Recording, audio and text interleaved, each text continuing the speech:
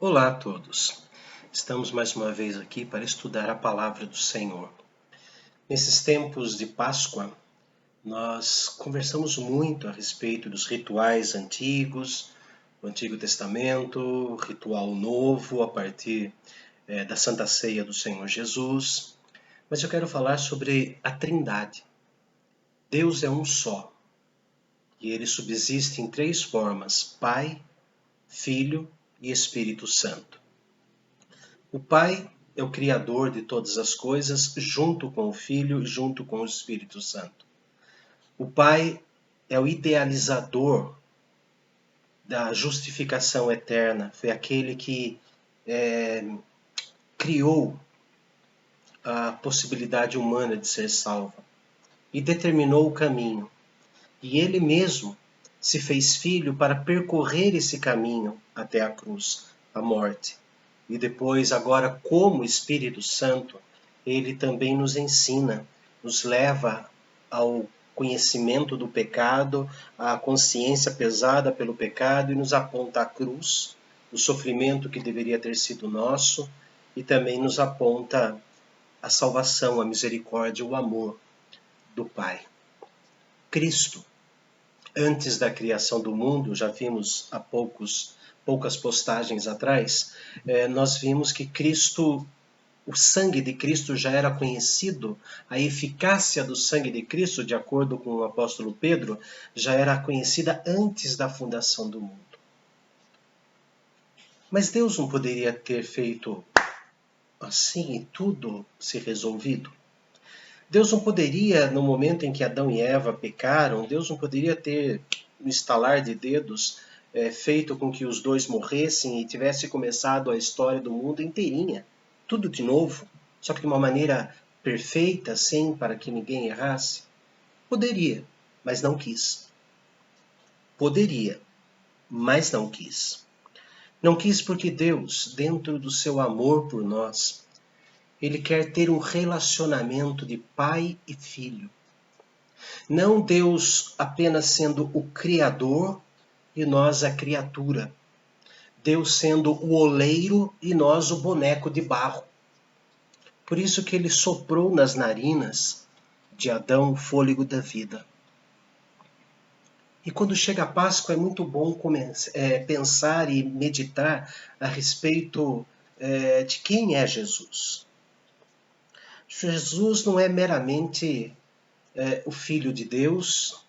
Jesus não é uma centelha que saiu de Deus, um facho de luz que saiu de Deus e depois, vindo para a terra, se encarnou num homem, então deram o nome de Jesus, porque se tivesse entrado numa mulher, seria Sofia o seu nome, como o gnosticismo pregou a partir do segundo século, tendo início no primeiro século, mas pregou mais no segundo século, como se fosse uma centelha, um facho de luz que se desprendeu da divindade. Não. Jesus veio para a Terra com prioridades e também com objetivos simples. O primeiro objetivo de Jesus, simples, que mostra o objetivo maior, vamos dizer assim, ele veio com um objetivo: salvar os homens. Mas dentro desse objetivo existem várias facetas, vários componentes. Eu vou falar agora do primeiro componente. Para que Jesus se tornou homem? O Evangelho de João, capítulo 14. João, o apóstolo amado, o único discípulo que ficou ali na cruz, quando Jesus estava crucificado e Maria chorosa do lado, foi o único discípulo. Judas se enforcou e os outros fugiram. Diz a Bíblia que eles ficaram presos, eles se trancaram com medo dos judeus no mesmo lugar onde Jesus celebrou a ceia, no cenáculo, numa sala acima de uma casa onde ele celebrou a ceia, onde ele celebrou a Páscoa e fez a primeira Santa Ceia. Mas João recebeu dele importância de cuidar da mãe de Jesus e também de escrever 5 livros: o Evangelho, as 3 cartas e o Apocalipse. E no Evangelho, escrito lá no ano 90, No ano 90, não foi um diário de bordo, não foi um diário de Jesus, mas lá no ano 90, no capítulo 14, João está narrando a conversa de Jesus com os discípulos na mesa da Santa Ceia. O Evangelho de Mateus diz que Jesus celebrou, partiu o pão, depois serviu o cálice, fez uma oração, cantou um hino e foi para o Getsemane. Mas João, ele descreve toda a conversa. Capítulos 13, 14, 15, 16 e 17. João mostra para nós em detalhes o que Jesus conversou na hora em que ele celebrou a primeira Santa Ceia, a primeira Eucaristia.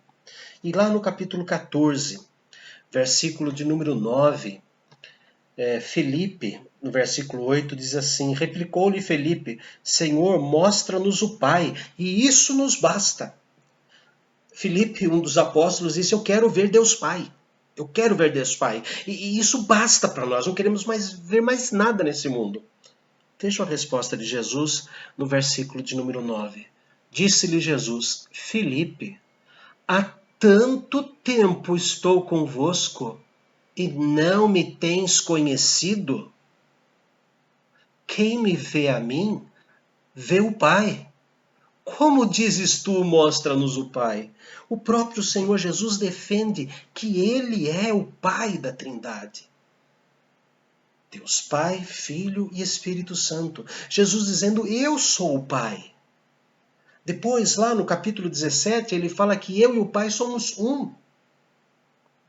Também o Senhor Jesus, quando ele é interrogado, e quando os fariseus e escribas começam a dizer para ele assim, você fala isso, você não tem 50 anos ainda e viu Abraão?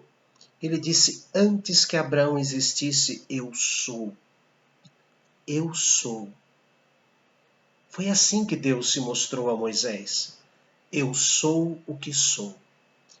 O eu sou me enviou a vós outros. Para que Jesus se tornou homem? Para mostrar o Pai. Para mostrar aquele que fez a lei. Para mostrar aquele que criou o universo. Para mostrar que Jesus é o próprio Pai. Que Jesus é o próprio Deus. É o Deus que se fez carne. É o Verbo Criador. Aliás, João começa o seu evangelho dizendo assim: e o Verbo se fez carne. No princípio era o Verbo, e o Verbo estava com Deus, e o Verbo era Deus. E no versículo 14 do capítulo 1 diz: e o Verbo se fez carne e habitou entre nós, tabernaculou entre nós. Ele entrou no tabernáculo, ele entrou na possibilidade humana de enxergar. Em Filipenses capítulo 2, que na mensagem de amanhã à noite eu vou falar um pouco mais, de amanhã não, perdão, de domingo à noite eu vou falar com um pouco mais de detalhes. Em Filipenses capítulo 2 diz que todo joelho se dobrará e toda língua confessará que Jesus é Senhor, para a glória do Deus Pai. É o Deus Pai vivo, visto, palpável. Hebreus nos conta que Jesus teve que assumir a carne e osso para poder ter sangue e assim verter na cruz para pagar pelos nossos pecados. Jesus veio revelar o Pai. Evangelho de Mateus, capítulo 11. Evangelho escrito por Mateus, capítulo 11. Versículo 27. Mateus 11, 27 diz assim: tudo me foi entregue por meu Pai. Ninguém conhece o Filho senão o Pai. E ninguém conhece o Pai senão o Filho, e aquele a quem o Filho o quiser revelar. Jesus está revelando a Filipe aqui em João 14. Você está me vendo? Como você diz, mostra-nos o Pai? Eu estou sempre com você. Jesus é o próprio Deus encarnado. Jesus se fez homem para que o homem pudesse ver Deus, para que o homem pudesse compreender mais sobre o tamanho do amor desse Deus. Jesus também se fez carne para mostrar o homem, Sim, mas eu sei o que é ser homem. Não, nós não sabemos. E Jesus viveu aqui na terra para mostrar aos homens como eles devem ser homens, para mostrar a nós como nós devemos ser. Na primeira carta escrita por Pedro, capítulo 2, versículo 21, diz assim, primeira carta escrita por Pedro, capítulo 2, versículo 21. Porquanto para isto mesmo fostes chamados, pois que também Cristo sofreu em vosso lugar, deixando-vos exemplo para seguirdes os seus passos. Jesus veio para nos dar exemplo de como devemos viver. Jesus veio mostrar o Pai. Jesus veio mostrar como nós podemos vencer o pecado, apenas andando atrás das pisaduras dele. No final do século XIX, teve um livro escrito por uma americana que diz assim, em seus passos, que faria Jesus? Dizem que, depois da Bíblia, é o livro mais lido no mundo. Em seus passos, que faria Jesus? Baseado nesse texto da primeira carta de Pedro, capítulo 2, versículo 21, ele nos deixou o exemplo para seguirmos. Mostrar o Pai, dar o exemplo de como devemos viver e para ser o sacrifício perfeito. Carta aos Hebreus, capítulo 10. A carta aos Hebreus, capítulo 10, versículos 1 a 10. Carta aos Hebreus, capítulo 10, de 1 a 10. Ora, visto que a lei tem sombra dos bens vindouros, não a imagem real das coisas, ou seja, é um exemplo, nunca, jamais podem tornar perfeitos os ofertantes com os mesmos sacrifícios que ano após ano, perpetuamente eles oferecem. Doutra sorte, doutra maneira, não teriam cessado de ser oferecidos, porquanto os que prestam culto, tendo sido purificados uma vez por todas, não mais teriam consciência do pecado. Entretanto, nesses sacrifícios, faz-se recordação do pecado todos os anos, pois é impossível que sangue de touros e de bodes remova pecados. Por isso, ao entrar no mundo, diz: sacrifício e oferta não quiseste, antes corpo me formaste. Não te deleitasse com holocaustos e ofertas pelo pecado. Então eu disse: eis aqui estou. No rolo do livro está escrito a meu respeito, para fazer, ó Deus, a tua vontade. Depois de dizer como acima, sacrifícios e oferta não quiseste, nem holocaustos e oblações pelo pecado, nem com isso te deleitaste, coisa que se oferecem segundo a lei. Então acrescentou: eis aqui estou para fazer, ó Deus, a tua vontade. Remove o primeiro para estabelecer o segundo. Remove o pecado para estabelecer o perdão.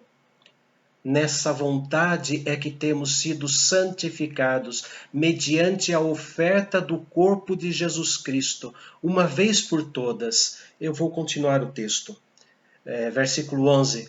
Ora, todo sacerdote se apresenta dia após dia a exercer o sacrifício sagrado e a oferecer muitas vezes os mesmos sacrifícios que nunca, jamais podem remover pecados. Jesus, porém, tendo oferecido para sempre um único sacrifício pelos pecados, assentou-se à destra de Deus, aguardando daí em diante até que os seus inimigos sejam postos por estrado dos seus pés. Porque com uma única oferta aperfeiçoou para sempre quantos estão sendo santificados. Para que Jesus se fez homem? Para ser o sacrifício perfeito. A lei dizia que quando o homem pecava, ele pegava do seu rebanho, pegava o cordeiro do seu rebanho, o macho perfeito, aquele que seria o cobridor para fazer o padrão da raça, melhorar a raça do rebanho, esse deveria ser ofertado como maneira de mostrar arrependimento. E o sangue desse cordeiro lavaria os nossos pecados. Mas nós vimos aqui que o sacerdote fazia isso dia após dia e que nunca, jamais podiam remover pecados. Por quê? Porque eu pecava e era o bicho que morria. Porque eu pecava e era o animal que era sacrificado, não era o meu sangue.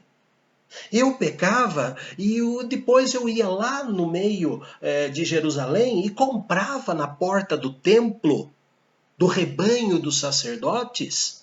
Sim, os sacerdotes tinham um rebanho numa cidade chamada Belém. Ah, Belém, onde os pastores foram os primeiros avisados que Jesus nasceu. Eram os rebanhos dos sacerdotes que aqueles pastores guardavam, porque o homem vinha lá de Nazaré, 120 quilômetros pelo deserto, totalmente despreocupado. Chegava na porta do templo, comprava um cordeiro e entregava no sacrifício e ia embora. Desencargo de consciência. Por isso que nunca, jamais poderiam remover pecados, porque o pecado estava aqui e daqui não saía. Era cômodo. Eu peco e quem morre é o cordeiro. Eu peco e quem morre é o novilho. Eu peco, mas eu não tenho cordeiro, não tenho novilho, eu não crio gado, apresenta uma pomba. Eu peco, mas quem morre é um outro. Realmente foi um outro. Foi o Pai que se fez filho. Foi Deus Criador que se fez servo da criatura e que, totalmente inocente, se entrega no Calvário por nós. Totalmente puro, vencedor de todas as tentações. Por isso que ele pôde ser o sacrifício perfeito, o Cordeiro de Deus que tira o pecado do mundo. Para quê? Jesus se fez homem. Para mostrar o Pai. Jesus se fez homem para mostrar como eu tenho que andar nessa terra. Jesus se fez homem para derramar o sangue pelos homens. Por isso que Isaías o chama de servo sofredor. O majestoso, o Criador, o glorioso, também é misericordioso. Vamos orar.